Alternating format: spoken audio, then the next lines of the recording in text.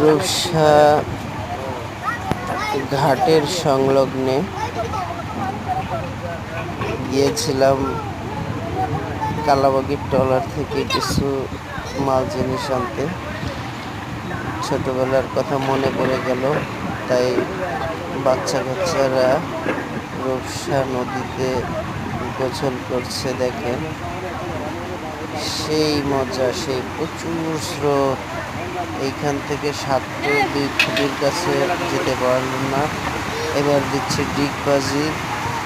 সেই শট, সেই শট, সেই শট, আবার লাফাচ্ছে।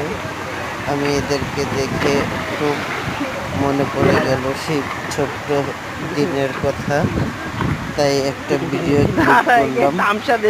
এখানে আমি মাছও ধরেছি, প্রায় গোসল করতে যেতাম।